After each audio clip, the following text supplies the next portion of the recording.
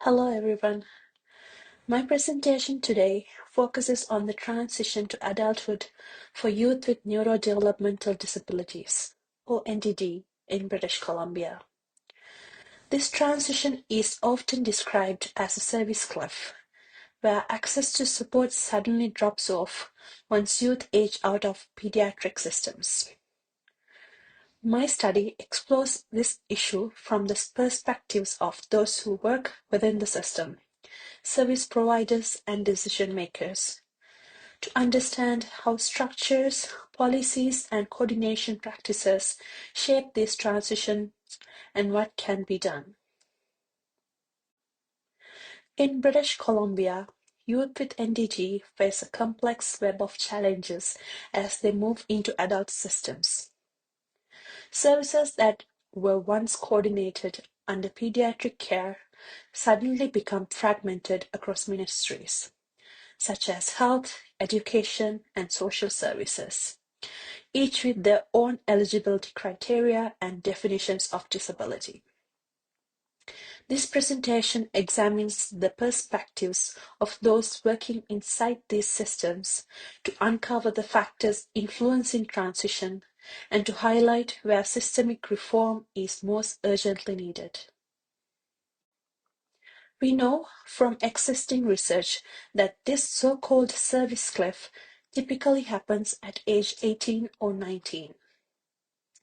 Families are often left to navigate multiple disconnected programs, creating immense stress and inconsistency in support. While much of the literature focuses on family experiences, there has been limited exploration of how systems themselves contribute to these challenges.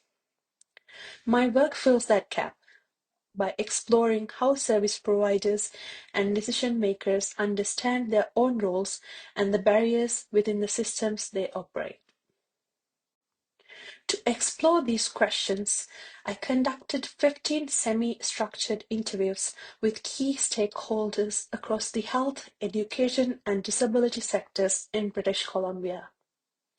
This study followed a qualitative descriptive design grounded in Bronfenbrenner's ecological system theory, which helped organize insights across micro to macro levels, from individual families to policy structures. I used a hybrid inductive-deductive thematic approach, generating themes directly from participant accounts, then mapping them to the ecological levels to understand system-wide interactions. Our findings revealed that fragmentation exists across every level of the system. First, family strain often reflects deeper organizational and policy gaps.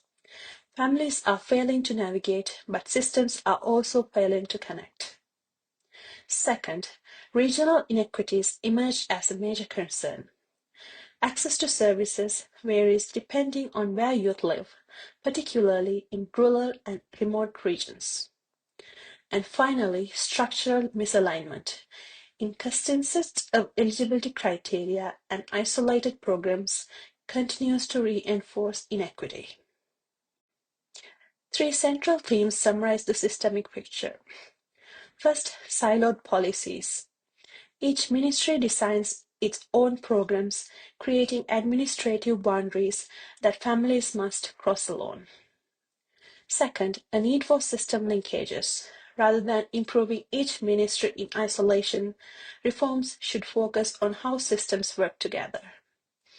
And third, recognizing transition as a continuous process, not a single event at age 19. Youth with NDD need consistent, coordinated support that evolves as they do. This insight points towards several policy implications.